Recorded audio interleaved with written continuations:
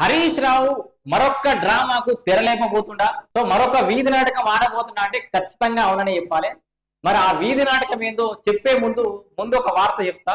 హరీష్ రావు బామ్మర్ది, అట్లాగే BRS party working president KT Ramarao birthday రోజు మీరు అందరు గమనించడం లేదు, ఆయనకు హరీష్ రావు విష్ చేయలేదు. దీంట్లో పెద్ద మ్యాటర్ ఏముందని ఆహం కావద్దు.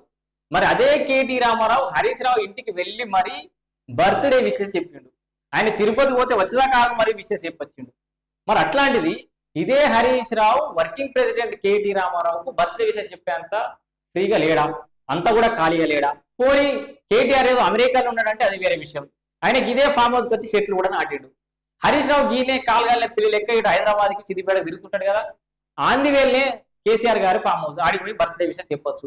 లేదు, అదే కేటీఆర్ గారు ధర్నా చౌక్ దగ్గర పెద్ద ఎత్తున వాళ్ళ పార్టీ తరఫున పెద్ద ఎత్తున కార్యక్రమం చేసి విద్యార్థులతో ర్యాలీ తీసిండు, అక్కడికైనా పోవచ్చు.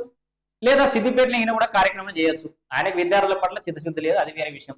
యువత అని బయటకు మొత్తుకుంటాడు అంతే.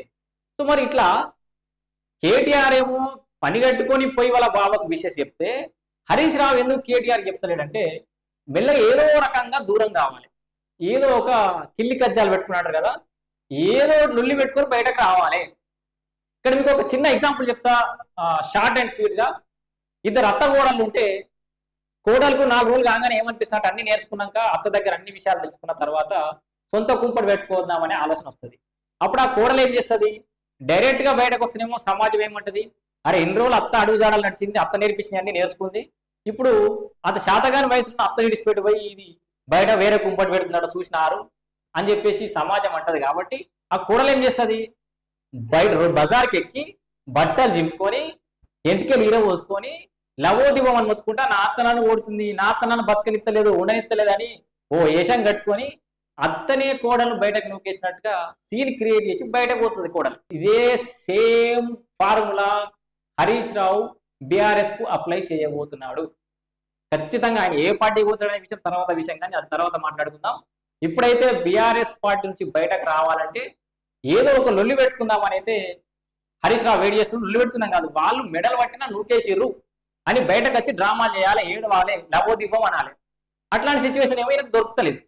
అందుకే కేటీఆర్ కు దూరంగా ఉండడం, లేకపోతే రకరకాల కార్యక్రమాలకు దూరంగా ఉండి మెల్లగా కేటీఆర్ నుంచో కేసీఆర్ దగ్గర నుంచో ఏదైనా అసంతృప్తి రావాలి, అప్పుడు నన్ను బయటకు పంపించాలని డ్రామాలు చేయాలని హరీష్ రావు అయితే ఎదురు చూస్తుండు. సో ఆ వాసనలు అయితే కనబడుతున్నాయి, తెలుస్తుంది మనకైతే. మరికొద్ది రోజులలో ఏదైనా బ్రేకింగ్ న్యూస్ చూడబోతున్నామా, హరీష్ రావు ఏం చేయబోతున్నాడు అయితే ఎదురు చూడాలి. ప్రస్తుతానికి అయితే హరీష్ రావు బిహేవియర్ అయితే కాస్త అనుమానాస్పదంగానైతే కనిపిస్తుంది అనేది విశ్లేషకులు చెప్తున్నటువంటి మాట.